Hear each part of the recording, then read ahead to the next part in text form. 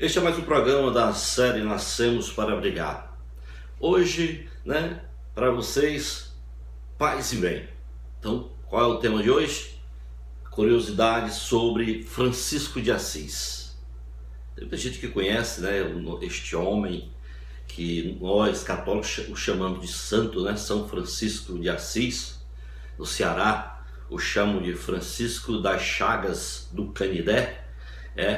Então nós vamos falar sobre umas curiosidades sobre a vida dele, ele que é uma pessoa tão interessante, tão bacana, que vai começar da seguinte forma.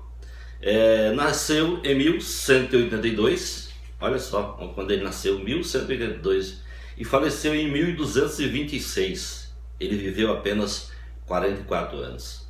Acho que ele era tão apaixonado, se apaixonou tanto por Cristo, e Cristo também por ele, e ficar longe para quê, Ficar longe para quê? Então, nosso destino é esse, é um dia estar na morada eterna com o Pai, e aí ele partiu com 44 anos. Mas vamos ver aí algumas curiosidades sobre a vida dele. O primeiro nome de Francisco de Assis, não era Francisco, o primeiro nome dele não era Francisco. Quando ele nasceu, em julho de 1182, em Assis, na Itália, ele recebeu o nome de Giovanni.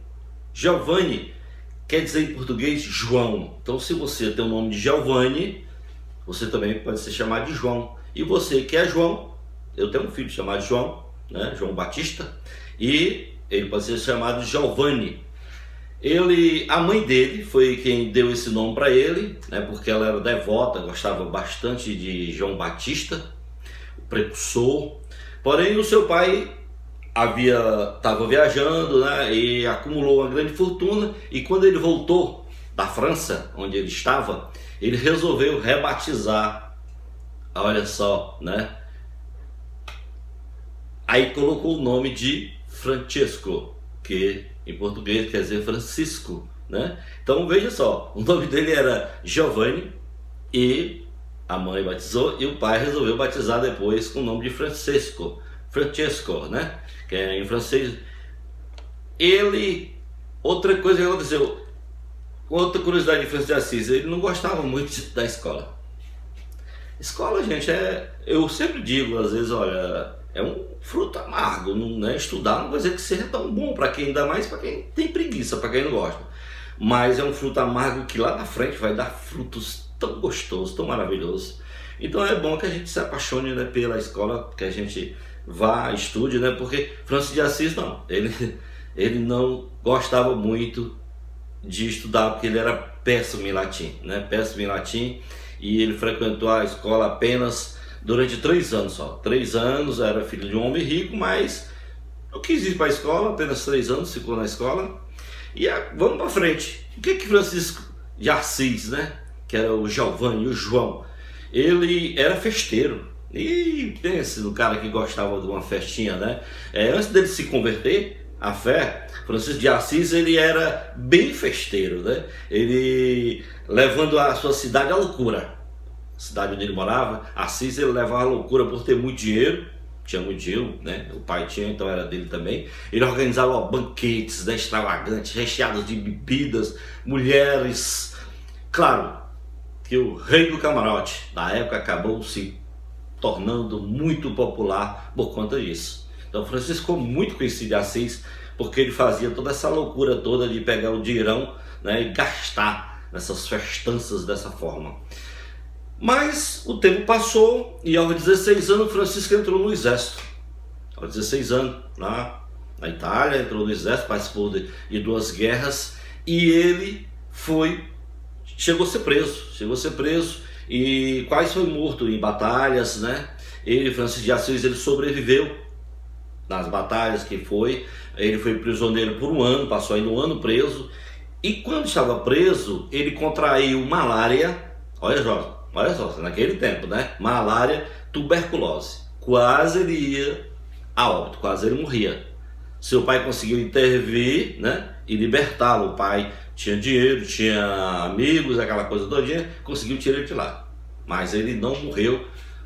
Deus tinha um plano, Claro que Deus tem um plano para todos vocês, para mim, para para você, né? Paz e bem, né? Dê aí o seu like no nosso vídeo e compartilhe com os amigos, né?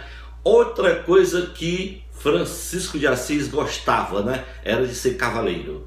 Cavaleiro assim, ia andar a cavalo mesmo, né? Tinha lá na Itália, tinha, né, Assis, né? Tinha lá um local que as pessoas passavam a ser cavaleiro, mas ele fracassou como cavaleiro, né? Ele foi uma primeira viagem que ele foi, uma expedição, 15 quilômetros apenas que ele andou no cavalo, né?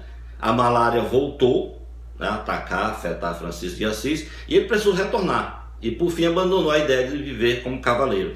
Então lá eles tinham essa tradição de cavaleiro, mas não aguentam andar 15 quilômetros. 15 quilômetros não é essas muitas coisas não, é o que nós chamamos aqui no Ceará, né, que seria 2 léguas, né, 2 léguas e meia mais ou menos, uma coisa assim, né. Então ele não aguentou e deixou para lá.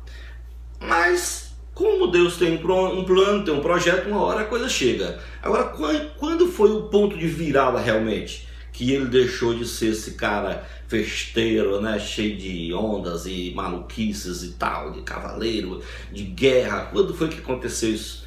Perfeitamente, né? Ó, ninguém sabe exatamente em que momento, o momento certo que Francisco abandonou a vida de riqueza, né, para se tornar um fiel, né, a Cristo.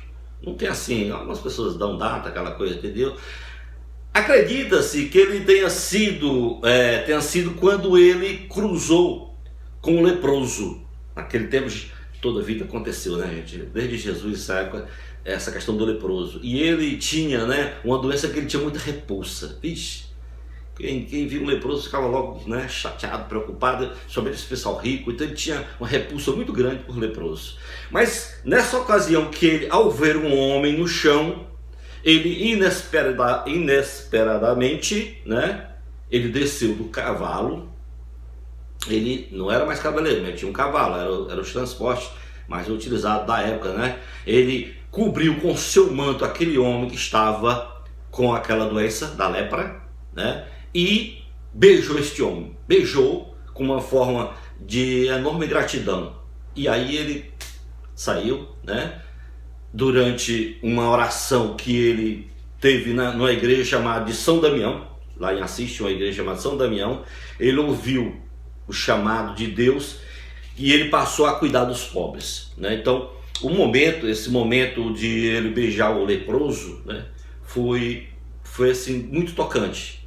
E ele, ao orar, passou a ter outra ideia de vida e aí acabou, né, procurando seguir para ajudar os pobres. Aí, para ajudar os pobres, o cara é um rico, o que tinha que fazer, né?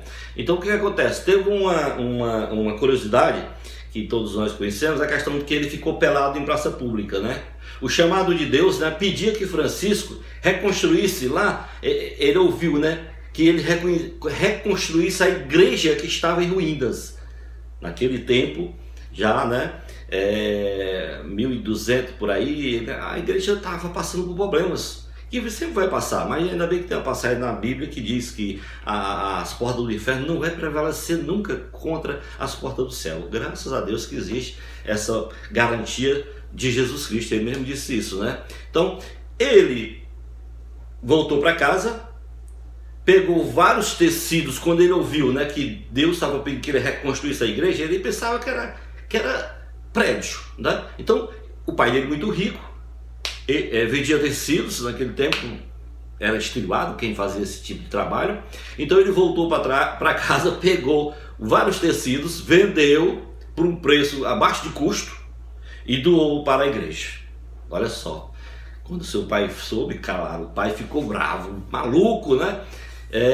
Que o prendeu, aí o que ele fez? Ele prendeu o filho no porão. Francisco de Assis foi preso no porão, de onde a mãe foi lá e tirou ele. Mãe é maravilhoso, né, gente? A gente ter mãe, né, que ela não aguenta, não suporta ver um filho sofrendo, né? Então ela foi lá e libertou. Francisco foi buscar abrigo numa igreja. O pai estava muito zangado, claro, ia procurar ele de alguma forma.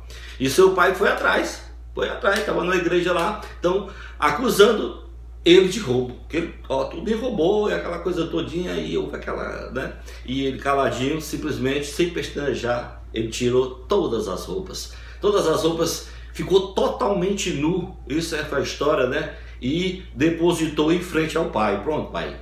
Renunciando também à herança. Não quero mais nada seu.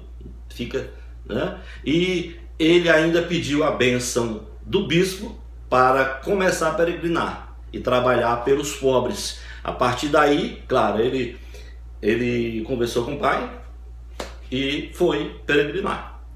Confusão maluca, né, gente? Francisco acontecendo tudo isso, sair de um lado e virar para o outro, assim, de uma forma tão brusca, né? Mas tudo bem. Aí, uma das curiosidades, gente, da época, apoio do Papa. O Papa era o Inocêncio III na época. Ele ficou receoso, né? Ficou preocupado de apoiar Francisco, né? Mas Francisco fez uma peregrinação e conseguiu 11 seguidores, né? Então, a princípio, o Papa ficou apreensivo, né? Ficou receoso em apoiar Francisco, mas mudou de ideia. Por quê? Por que será que o Papa mudou de ideia, né? O Papa, ele teve um sonho com um peregrino segurando a arquibasílica de São João de Latrão, em Roma. Um dos maiores símbolos da Igreja Católica da época. Ele teve esse sonho, um peregrino segurando. Então o Papa interpretou isto como um sinal que Francisco seria importantíssimo para a Igreja e finalmente reconheceu a nova ordem franciscana que estava começando. Porque quando ele resolveu abandonar todas as riquezas e ficar com os pobres, então ele resolveu logo formar, né, um grupo de pessoas para pregar, para trabalhar para a igreja, para construir igreja, para falar com as pessoas, aquela coisa toda, né? Então ele foi o criador da ordem franciscana, né? Ordem Terceira Franciscana. Fim de milagres. Olha só o que aconteceu com Francisco de Assis, o que ele chegou a fazer. Em 1220, olha o que ele fez. Francisco, ele elegeu Pedro Catani, que era uma das pessoas que fazia parte do grupo dele, né? Como governador de sua ordem. Ele escolheu esse cara, não, quem vai governar a ordem é você. Mas Pedro morreu apenas 5 meses depois. Olha só, as curiosidades, né? Aí seu túmulo passou a ser um local de peregrinação. Principalmente depois de relatos de milagres, né? Então as pessoas iam ao túmulo desse Pedro, que ele tinha colocado como governador da ordem. Então as pessoas passaram a ir lá e começou a surgir milagres. Então, como o número de fiéis cresceu assustadoramente, Francisco percebendo, Francisco rezou para Pedro, parasse de realizar milagres. Pedro, para de realizar milagres. Porque ele queria, né, que a ordem crescesse bastante, que Jesus fosse o mais adorado, aquela coisa que ele amou todinho. Ele pediu e, impressionante, o pedido foi atendido. Aí o pedido foi atendido, as pessoas passaram, né, a não ter mais essa corrida até o túmulo desse Pedro, que ele colocou como governador. Uma outra curiosidade de Francisco de Assis, gente, é a dedicação aos animais. E pense, ele fez muitos, vamos chamar assim, pregações para animais, para pássaros, para peixe. Tem um filme dele, Francisco de Assis, também tem um livro dele, você pode conhecer melhor se você assim desejar, tá? Fique à vontade, no YouTube tem, você pode procurar lá o filme Francisco de Assis e você vai encontrar. Então, durante as suas peregrinações, Francisco demonstrava um imenso apreço aos animais e ao meio ambiente. Naquele tempo, uma pessoa, se todos tivessem esse amor que Francisco teve pelos animais e o meio ambiente, hein? Ainda mais no Brasil, no momento que está passando de queimada, destruição, né? E ninguém sabe onde vai parar isso, né? Ninguém sabe. Coisa boa não vai dar. Coisa boa não vai dar. Então, inclusive ele sugerindo que os bichinhos pudessem ser incluídos de alguma maneira nas missas católicas. Olha só, né? O amor que ele tinha. Tamanha era a devoção, né? O fez se tornar padroeiro dos animais. Até hoje se conhece Francisco da Chaga, né, Francisco de Assis, como padroeiro dos animais. Chagas de Cristo. Nós sabemos que que existe essa curiosidade, que ele recebeu as chagas de Cristo, né? Enquanto ele fazia, gente, mas também puderam, olha só, o que ele fez? Foram poucas pessoas que fizeram isso. Enquanto fazia um jejum de 40 dias, você sabe, Moisés fez, pai de Maria, né? Maria, a mãe de Jesus, fez, né? Jesus fez, né? Então ele fez um jejum de 40 dias para se preparar para os festejos de São Miguel Arcanjo. Inclusive, hoje o dia que nós estamos falando é o dia dos arcanjos, né? Miguel, Gabriel e Rafael. Depois que vamos fazer um vídeo para falar sobre eles, que são bacanas. É bacana também falar sobre os arcanjos, é gostoso assim, as histórias dele, né? Então, em 29 de setembro, Francisco recebeu os 5 estigmas, né? Depois dele fazendo esse jejum de 40 dias, ele recebeu os estigmas de Jesus, né? O milagre foi presenciado por um franciscano que relatou, olha só o que o franciscano que estava com ele diz, relatou ter visto um anjo que teria dado as chagas a Francisco de Assis. Olha só, né?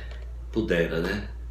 40 dias de jejum, meu amigo, Deus abre as portas para tudo. Ele diz lá, até teve um momento que os apóstolos não conseguiram expulsar um demônio lá de uma pessoa, e Jesus chegou e expulsou rapidinho, e eles ficaram chateados, ficaram se xixando ali. Depois perguntaram, Senhor, por que nós não conseguimos? Olha, esse tipo de demônio aí, meu amigo, só sai com muita oração e jejum, muita oração e jejum.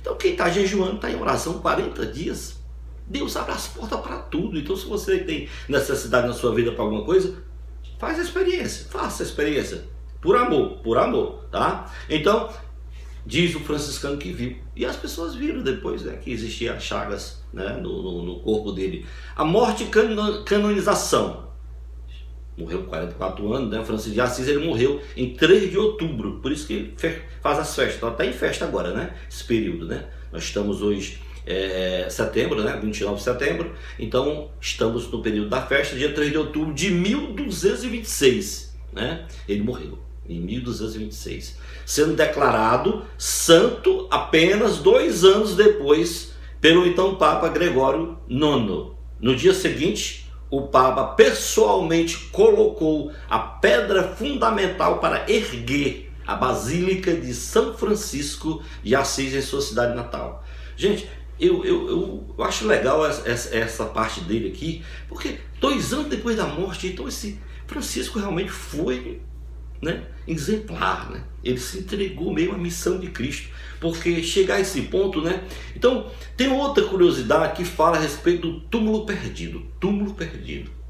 Que curiosidade é essa? Em 1230, 4 anos após a morte de Francisco, o que aconteceu? 4 anos depois que ele morreu, o corpo de São Francisco foi levado à Basílica em seu nome. A Basílica que foi feita para ele, né, em nome dele. Mas a localização exata do túmulo acabou sendo, né, escondida. Esconderam por quê? Para evitar que invasores, né, fizessem alguma atrocidade, fizessem alguma confusão, bagunça, quebrasse alguma coisa desse tipo. Então, ninguém sabia onde era o túmulo. Então, com o tempo, olha só, olha, 1230, com o tempo a localização desse túmulo se perdeu. Ninguém mais sabia, ninguém mais, tendo ele sido reencontrado apenas 6 séculos mais tarde, em 1818. Olha só, gente, 1818, 6 séculos depois, foi que vieram a descobrir onde estava realmente o túmulo que Francisco de Assis foi colocado, né? A sua conversão, né? Conta-se que em 1206, que a gente já falou a respeito disso, só repetindo, né? Ele orando na capela de São Damião, Francisco de Assis, ele teve, né? Ele ouviu, né? Vá, Francisco, restaure a minha casa, né? Então ele imaginava que tratava de construção mesmo, né? Que não era, né? Na verdade, o que se tratava era do povo que não estava muito bacana, né? Estavam fazendo coisas indignas que não deixava Deus feliz. Um fato interessante que eu acredito que muita gente não sabe. Francisco de Assis, ele não foi padre, gente. Ele não foi padre. Ele tinha qualificação para isso? Tinha, para se ordenar padre. Mas ele não quis. Ele nunca quis ser padre. Ele nunca quis ser padre. Ele foi apenas, né, um que a gente chama diácono. Ele era um diácono, ele era um ajudante, né?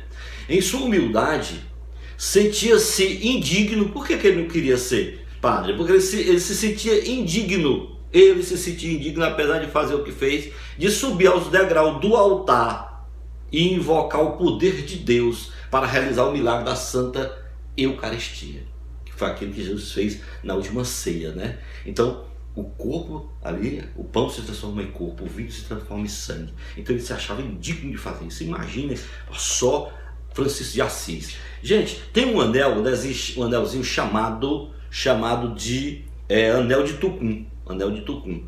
Como foi que aconteceu essa questão desse anel de Tucum? Que muitos franciscanos usam esse anel. Então tem uma curiosidade. Existe uma pessoa que ele não é católico. Ele é de outra igrejas, né? De outra igreja. Mas ele é muito conhecido no Brasil. Não vou dizer o nome, mas ele é muito conhecido no Brasil. É um grande empresário. É um grande palestrante. Certo? É um grande funcionário público. Ele é pastor, certo? Ele prega, ele faz palestras. E ele usa, gente, ele usa o anel de Tucum. O anel de Tucum simboliza a pobreza, a humildade.